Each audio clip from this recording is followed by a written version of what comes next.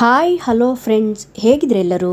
ಇವತ್ತಿನ ವಿಡಿಯೋದಲ್ಲಿ ನಿಮ್ಮ ಪ್ರೆಗ್ನೆನ್ಸಿಯಲ್ಲಿ ಯಾವುದೇ ರೀತಿ ಸಮಸ್ಯೆ ಆಗದಂತೆ, ಲೈಕ್ ಗರ್ಭಪಾತ ಆಗದಂತೆ, ಇದಕ್ಕಿಂತ ಮುಂಚೆ ಏನಾದರೂ ನಿಮಗೆ ಮಿಸ್ಕ್ಯಾರೇಜ್ ಆದರೆ ಮುಂದೆ ನೀವೇನಾದರೂ ಪ್ರೆಗ್ನೆನ್ಸಿಗೆ ಪ್ಲ್ಯಾನ್ ಮಾಡಬೇಕಾದ್ರೆ ಯಾವೆಲ್ಲ ಅಂಶಗಳು ಮನಗಂಡು ಮಿಸ್ಕ್ಯಾರೇಜ್ ಆಗದಂತೆ ನಿಮ್ಮ ಪ್ರೆಗ್ನೆನ್ಸಿಯನ್ನು ಒಳ್ಳೆಯ ರೀತಿ ಕಂಟಿನ್ಯೂ ಮಾಡಲಿಕ್ಕೆ ಯಾವೆಲ್ಲ ಅಂಶಗಳು ನೀವು ಫಾಲೋ ಮಾಡಬೇಕು ಅನ್ನೋದರ ಬಗ್ಗೆ ಡೀಟೇಲ್ಸ್ ಆಗಿ ಇವತ್ತಿನ ವಿಡಿಯೋದಲ್ಲಿ ನಾನು ತಿಳಿಸ್ಕೊಡ್ತಾ ಹೋಗ್ತೀನಿ.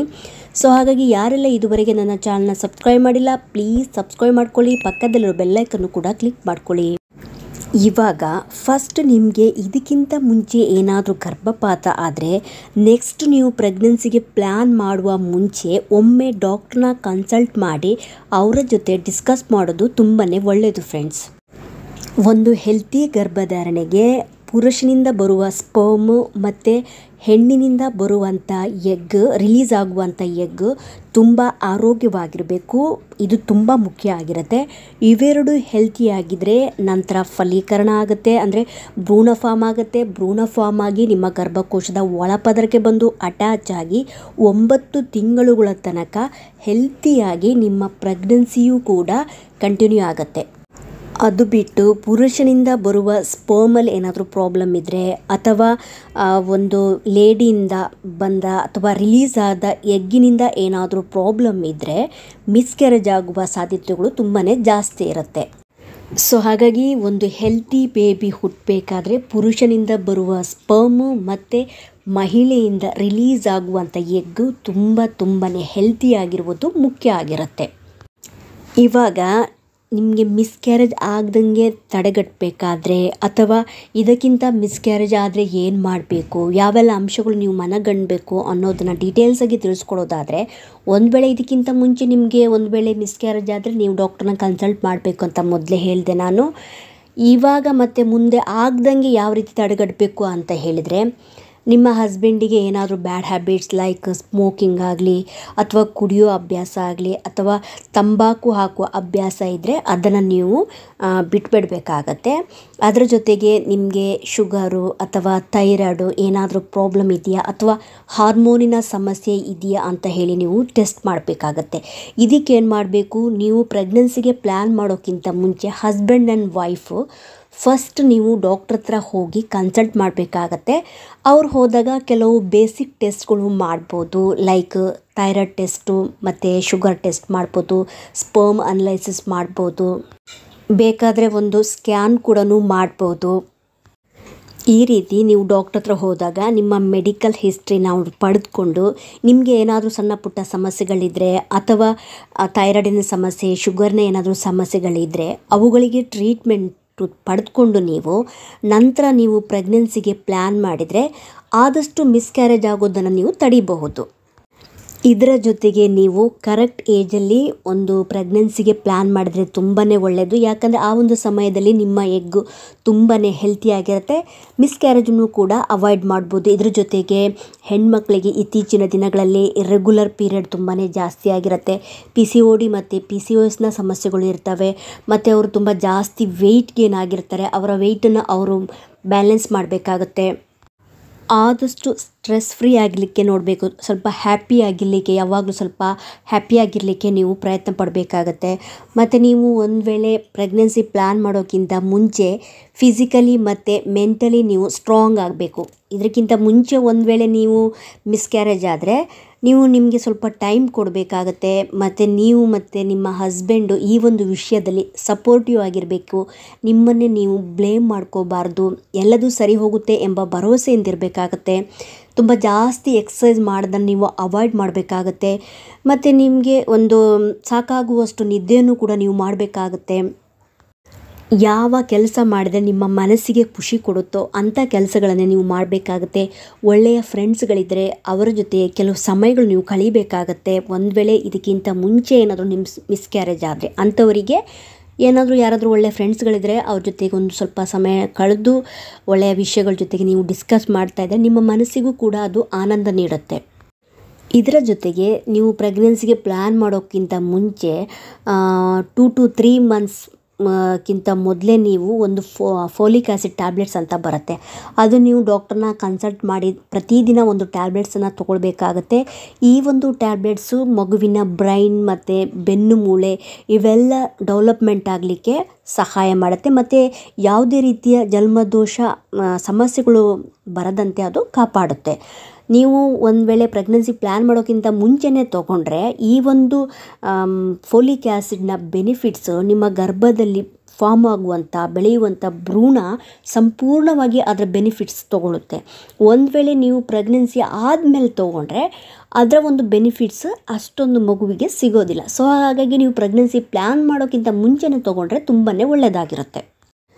ಮತ್ತು ಎಗ್ ಕ್ವಾಲಿಟಿ ಇಂಪ್ರೂವ್ ಆಗಲಿಕ್ಕೆ ಏನೆಲ್ಲ ಮಾಡಬೇಕು, ಯಾವೆಲ್ಲ ಒಂದು ಅಂಶಗಳನ್ನು ನೀವು ಫಾಲೋ ಮಾಡಬೇಕು, ಯಾವೆಲ್ಲ ಫುಡ್ಗಳು ತಿನ್ನಬೇಕು ಅನ್ನೋದನ್ನು ಇದಕ್ಕಿಂತ ಮುಂಚಿನ ವೀಡಿಯೋದಲ್ಲಿ ನಾನು ಮಾಡಿದ್ದೇನೆ. ಅದರ ಒಂದು ಲಿಂಕನ್ನು ನಿಮಗೆ ಡಿಸ್ಕ್ರಿಪ್ಷನ್ ಬಾಕ್ಸಲ್ಲಿ ಕೊಟ್ಟಿರ್ತೀನಿ, ಪ್ಲೀಸ್ ಚೆಕ್ ಮಾಡ್ಕೊಳ್ಳಿ ಫ್ರೆಂಡ್ಸ್. ಇವಾಗ ನೀವು ಆಲ್ರೆಡಿ ಪ್ರೆಗ್ನೆಂಟ್ ಇದ್ದೀರಾ ಅಂತ ಹೇಳಿದರೆ ನಿಮಗೆ ಇವಾಗ ರಿಸಲ್ಟ್ ಏನಾದರೂ ಪಾಸಿಟಿವ್ ಬಂದರೆ, ಹೋಮ್ ಪ್ರೆಗ್ನೆನ್ಸಿ ರಿಸಲ್ಟ್ ಏನಾದರೂ ಪಾಸಿಟಿವ್ ಬಂದ ತಕ್ಷಣ ನೀವು ಡಾಕ್ಟರ್ನ ಕನ್ಸಲ್ಟ್ ಮಾಡಬೇಕು. ಕೆಲವರು ಒಂದು 3 ತಿಂಗಳು ಆದಮೇಲೆ ಹೋಗೋಣ ಅಂತ ಇರ್ತಾರೆ. ಆ ರೀತಿ ನೀವು ಮಾಡಬಾರ್ದು. ನಿಮಗೆ ಯಾವಾಗ ಪ್ರೆಗ್ನೆನ್ಸಿ ರಿಸಲ್ಟ್ ಪಾಸಿಟಿವ್ ಬಂದ ತಕ್ಷಣವೇ ನೀವು ಡಾಕ್ಟ್ರನ್ನ ಕನ್ಸಲ್ಟ್ ಮಾಡಬೇಕಾಗತ್ತೆ. ಆವಾಗ ಡಾಕ್ಟ್ರು ನಿಮಗೆ ಫೋಲಿಕ್ ಆ್ಯಸಿಡ್ ಟ್ಯಾಬ್ಲೆಟ್ನ ಕಂಟಿನ್ಯೂ ಮಾಡಲಿಕ್ಕೆ ಹೇಳ್ಬೋದು.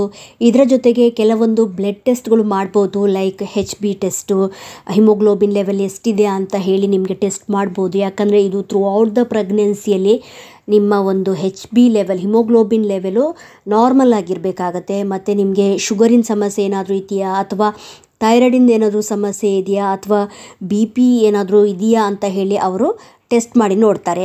ಮೇ ಬಿ ಕೆಲವರಿಗೆ ಸ್ಕ್ಯಾನ್ ಮಾಡಿ ಕೂಡ ನೋಡ್ಬೋದು.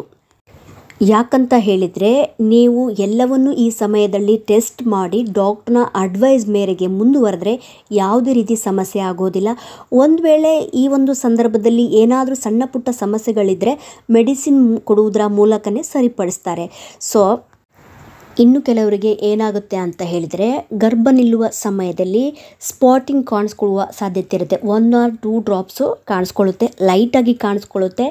ಮತ್ತು ಇದರ ಕಲ್ಲರು ಲೈಟ್ ಪಿಂಕ್ ಮತ್ತು ಬ್ರೌನ್ ಕಲರ್ಲಿ, ಲೈಟಾಗಿ ಬ್ರೌನ್ ಕಲರ್ಲಿ ಕಾಣಿಸ್ಕೊಳ್ಳುತ್ತೆ. ಕೆಲವರಿಗೆ 1 or 2 ಡ್ರಾಪ್ಸು 1 ರಿಂದ 2 ದಿನ ಇದ್ದು ಅದು ಸ್ಟಾಪ್ ಆಗುತ್ತೆ. ಇನ್ನು ಕೆಲವರಿಗೆ ಕಂಟಿನ್ಯೂ ಆಗುವ ಸಾಧ್ಯತೆ ಇರುತ್ತೆ. ಸೊ ಹಾಗಾಗಿ ನಿಮಗೆ 1 ಅಥವಾ 2 ದಿನ ಇದ್ರೂ ತೊಂದರೆ ಇಲ್ಲ, ಅಥವಾ ಅದು ಗರ್ಭ ನಿಲ್ಲುವ ಸಮಯದಲ್ಲಿ ಕಾಣಿಸಿಕೊಂಡ ಸ್ಪಾಟಿಂಗ್ ಆದರೂ ತೊಂದರೆ ಇಲ್ಲ. ನೀವು ಡಾಕ್ಟ್ರನ್ನ ಒಮ್ಮೆ ನೀವು ಕನ್ಸಲ್ಟ್ ಮಾಡಿ ನೋಡಬೇಕಾಗತ್ತೆ. ಯಾಕಂತ ಹೇಳಿದರೆ ಅದು ಕೆಲವರಿಗೆ ಕಂಟಿನ್ಯೂ ಆಗೋ ಸಾಧ್ಯತೆ ಇದೆ, ಕೆಲವರಿಗೆ ಅಲ್ಲೇ ಸ್ಟಾಪ್ ಆಗುವ ಸಾಧ್ಯತೆ ಇರುತ್ತೆ. ಸೊ ಹಾಗಾಗಿ ಅವರು ಟೆಸ್ಟ್ ಮಾಡಿ ನೋಡ್ತಾರೆ. ಒಂದು ವೇಳೆ ಇದು ಗರ್ಭ ನಿಲ್ಲುವ ಸಂದರ್ಭದಲ್ಲಿ ಕಾಣಿಸ್ಕೊಳ್ಳುವ ಸ್ಪಾಟಿಂಗ್ ಆದರೆ ಅದು ನಾರ್ಮಲ್ ಅಂತ ಹೇಳ್ತಾರೆ, ಅಥವಾ ಇದು ಕಂಟಿನ್ಯೂ ಆದರೆ ಇದು ನಾರ್ಮಲ್ ಆಗಿರೋದಿಲ್ಲ. ಸೊ ಹಾಗಾಗಿ ಅದಕ್ಕೆ ಬೇಕಾದ ಏನಾದರೂ ಟ್ರೀಟ್ಮೆಂಟ್ ಕೊಡಬೇಕಾ ಬೇಡ ಅಂತ ಹೇಳಿ ನಿಮಗೆ ಡಾಕ್ಟ್ರು ನಿಮ್ಮ ಜೊತೆಗೆ ಡಿಸೈಡ್ ಮಾಡ್ತಾರೆ. ಸೊ ಹಾಗಾಗಿ ಗರ್ಭಧಾರಣೆಯಲ್ಲಿ ಯಾವುದೇ ರೀತಿಯ ಬ್ಲೀಡಿಂಗ್ ಕಾಣಿಸ್ಕೊಂಡ್ರೆ ನೆಗ್ಲೆಕ್ಟ್ ಮಾಡಬಾರ್ದು, ಅಗತ್ಯವಾಗಿ ನೀವು ಡಾಕ್ಟ್ರನ್ನ ಕಾಣಬೇಕಾಗುತ್ತೆ. ಇದಕ್ಕಿಂತ ಮುಂಚೆ ಮಿಸ್ಕ್ಯಾರೇಜ್ ಆಗಿದ್ದು ಇವಾಗ ನೀವೇನಾದರೂ ಪ್ರೆಗ್ನೆಂಟ್ ಇದ್ದರೆ ದಾಂಪತ್ಯನ ಇಟ್ಕೋಬಾರ್ದು. ಮತ್ತು ನೀವು ಆದಷ್ಟು ಲಾಂಗ್ ಜರ್ನಿನ ಅವಾಯ್ಡ್ ಮಾಡಬೇಕಾಗತ್ತೆ, ಕಾಫಿಯನ್ನು ಅವಾಯ್ಡ್ ಮಾಡಬೇಕಾಗತ್ತೆ. ಪಪ್ಪಾಯ, ಅನಾನಾಸ್ ಈ ಒಂದು ಹಣ್ಣುಗಳನ್ನು ನೀವು ಅರ್ಲಿ ಪ್ರೆಗ್ನೆನ್ಸಿಯಲ್ಲಿ ತಿನ್ನೋದನ್ನು ಅವಾಯ್ಡ್ ಮಾಡಬೇಕಾಗತ್ತೆ. ಸೀ ಫುಡ್ಸ್ಗಳನ್ನು ನೀವು ಅವಾಯ್ಡ್ ಮಾಡಬೇಕಾಗತ್ತೆ. ಹೆವಿ ವರ್ಕನ್ನು ಮಾಡೋದನ್ನು ನೀವು ನಿಲ್ಲಿಸಬೇಕಾಗತ್ತೆ. ಭಾರ ಎತ್ತುವುದು, ಬಗ್ಗಿ ಕೆಲಸ ಮಾಡೋದನ್ನು ನೀವು ಅವಾಯ್ಡ್ ಮಾಡಬೇಕಾಗತ್ತೆ. ಇದರ ಜೊತೆಗೆ ನೀವು ನೀರನ್ನು ಜಾಸ್ತಿಯಾಗಿ ಕುಡಿಬೇಕಾಗತ್ತೆ. ಇದರ ಜೊತೆಗೆ ನೀವು ಫ್ರೂಟಲ್ಲಿ ಅವಕಾಡೋ, ಬಾಳೆಹಣ್ಣು, ಯಾರಿಗಾದರೂ ತುಂಬಾ ಶುಗರ್ ಸಮಸ್ಯೆ ಇದೆ ಅಂಥವರು ಬಾಳೆಹಣ್ಣನ್ನು ಅವಾಯ್ಡ್ ಮಾಡ್ಬೋದು. ಅದರ ಜೊತೆಗೆ ಪೊಮೊಗ್ರೆನೇಟ್ ಹಣ್ಣನ್ನು ತಿನ್ಬೋದು, ಕ್ಯಾರೆಟು, ಸೌತೆಕಾಯಿ ಇವೆಲ್ಲವನ್ನು ನೀವು ಸಲಾಡ್ ಮೂಲಕ ಸೇವಿಸ್ಬೋದು. ಮತ್ತು ಮೊಟ್ಟೆಯನ್ನು ಚೆನ್ನಾಗಿ ಬೇಯಿಸಿ ದಿನಕ್ಕೊಂದು ಮೊಟ್ಟೆಯನ್ನು ಕೂಡ ತಿನ್ಬೋದು. ಸಾಲ್ಮನ್ ಫಿಶನ್ನು ಕೂಡ ತಿನ್ಬೋದು. ಬೂತಾಯಿ ಮೀನನ್ನು ಕೂಡ ತಿನ್ಬೋದು. ಮತ್ತು ಆಲಿವ್ ಆಯಿಲನ್ನು ಸ್ವಲ್ಪ ಜಾಸ್ತಿಯಾಗಿ ಬಳಸಿದರೆ ತುಂಬಾ ಒಳ್ಳೆಯದು. ಆ್ಯಪಲ್ಲು ಮತ್ತು ನೆನೆಸಿಟ್ಟ ಬಾದಾಮಿ, ಅಂದರೆ ರಾತ್ರಿ ಬಾದಾಮಿ ನೆನೆಸಿಟ್ಟು ಬೆಳಿಗ್ಗೆ ಒಂದು 5 ಬಾದಾಮಿ, ಅದ್ರ ಜೊತೆಗೆ ನೆನೆಸಿಟ್ಟ ಒಂದು 5 ದ್ರಾಕ್ಷಿಯನ್ನು ಬೆಳಿಗ್ಗೆ ನೀವು ತಿನ್ಬೋದು. ಇದು ಕೂಡ ತುಂಬಾ ಹೆಲ್ಪ್ ಆಗುತ್ತೆ. ಮತ್ತು ಹಾಲಿನ ಉತ್ಪನ್ನಗಳನ್ನು ನೀವು ಸೇವಿಸುವುದು ತುಂಬಾ ಒಳ್ಳೆಯದು. ಮತ್ತು ಡಾಕ್ಟ್ರು ಹೇಳಿದ ಹಾಗೆ time to time scan, blood test, routine checkup ಇವುಗಳನ್ನು ನೀವು ಯಾವುದೇ ಕಾರಣಕ್ಕೆ ಪ್ರೆಗ್ನೆನ್ಸಿ ಟೈಮಲ್ಲಿ ಮಿಸ್ ಮಾಡಲೇಬೇಡಿ. ಮತ್ತು ನೆಗ್ಲಿಜೆನ್ಸಿನೂ ಕೂಡ ಮಾಡಬಾರ್ದು. ಇವತ್ತು ಹೋಗೋಣ ನಾಳೆ ಹೋಗೋಣ ಆ ರೀತಿ ನೀವು ಮಾಡಲೇಬಾರ್ದು. ಯಾಕಂತ ಹೇಳಿದ್ರೆ ಪ್ರತಿ ತಿಂಗಳು ಅದಕ್ಕೆ ಆದ ಟೆಸ್ಟ್ಗಳಿರುತ್ತೆ ಮತ್ತು ಮಗುವಿನ ಬೆಳವಣಿಗೆ ಮತ್ತು ನಿಮ್ಮಲ್ಲಿ ಅನೇಕ ಚೇಂಜಸ್ಗಳಾಗುತ್ತೆ. ಅದಕ್ಕೆ ತಕ್ಕಂತೆ ಮೆಡಿಸಿನ್ಗಳು, ಸ್ಕ್ಯಾನ್ಗಳು ಇರೋದ್ರಿಂದ ನೀವು ಪ್ರತಿಯೊಂದನ್ನು ಫಾಲೋ ಮಾಡ್ತಾ ಬರಬೇಕಾಗತ್ತೆ.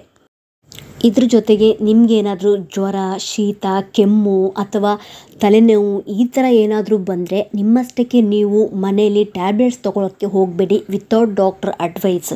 ನಿಮಗೆ ಯಾವುದೇ ರೀತಿಯ ಒಂದು ಸಮಸ್ಯೆ ಇದ್ದರೆ ನೀವು ಡಾಕ್ಟರ್ನ ಕನ್ಸಲ್ಟ್ ಮಾಡಬೇಕಾಗತ್ತೆ. ಪ್ರೆಗ್ನೆನ್ಸಿ ಸೇಫ್ ಮೆಡಿಸಿನ್ ಅವ್ರು ಕೊಡ್ತಾರೆ. ಸೊ ಹಾಗಾಗಿ ಒಂದು ವೇಳೆ ನಿಮಗೆ ಇದಕ್ಕಿಂತ ಮುಂಚೆ ಏನಾದರೂ ಮಿಸ್ಕ್ಯಾರೇಜ್ ಆದರೆ ಇನ್ನೊಂದು ಸರಿ ಮಿಸ್ಕ್ಯಾರೇಜ್ ಆಗಬೇಕಂತೇನಿಲ್ಲ. ಸೊ ಹಾಗಾಗಿ ಆಗದ ಹಾಗೆ ಇನ್ನೊಂದು ಸರಿ ಮಿಸ್ಕ್ಯಾರೇಜ್ ಆಗದಂಗೆ ಏನೆಲ್ಲ ಕ್ರಮ ತಗೊಳ್ಬೇಕು ಅನ್ನೋದನ್ನು ಡೀಟೇಲ್ಸ್ ಆಗಿ ನಾನು ಇವತ್ತಿನ ವಿಡಿಯೋದಲ್ಲಿ ನಾನು ಮಾಡಿದ್ದೇನೆ. ಸೊ ಹಾಗಾಗಿ ಅವೆಲ್ಲ ಅಂಶಗಳು ನೀವು ಫಾಲೋ ಮಾಡಿ ಮುಂದಿನ ಪ್ರೆಗ್ನೆನ್ಸಿಗೆ ಪ್ಲ್ಯಾನ್ ಮಾಡಿದ್ರೆ ಯಾವುದೇ ರೀತಿಯ ಮಿಸ್ಕ್ಯಾರೇಜ್ ಆಗದಂಗೆ ನೀವು ತಡೆಗಟ್ಬೋದು. ನಿಮಗೆ ಏನಾದರೂ ಸಮಸ್ಯೆಗಳಿದ್ದರೆ ನೀವು ಡಾಕ್ಟರ್ನ ಕನ್ಸಲ್ಟ್ ಮಾಡಿ ಅವರ ಅಡ್ವೈಸ್ನ ಮೇರೆಗೆ ನೀವು ಮುಂದುವರಿಯೋದು ತುಂಬಾ ಮುಖ್ಯ ಫ್ರೆಂಡ್ಸ್. ಸೊ ಹಾಗಾಗಿ ನೀವು ಫಿಸಿಕಲಿ ಆಗಲಿ ಅಥವಾ ಮೆಂಟಲಿ ಆಗಲಿ ನೀವು ತುಂಬ ಸ್ಟ್ರಾಂಗ್ ಆಗಿರಬೇಕಾಗತ್ತೆ. ಈ ಒಂದು ಸಂದರ್ಭದಲ್ಲಿ ಈ ಒಂದು ಇನ್ಫಾರ್ಮೇಷನ್ ನಿಮಗೆ ಇನ್ಫಾರ್ಮೇಟಿವ್ ಅನಿಸಿದ್ದಲ್ಲಿ ಪ್ಲೀಸ್ ಸಬ್ಸ್ಕ್ರೈಬ್ ಮಾಡೋದನ್ನು ಮರಿಬೇಡಿ. ಸಿಗ್ತೀನಿ ಮುಂದಿನ ವಿಡಿಯೋದಲ್ಲಿ. Thank you so much friends.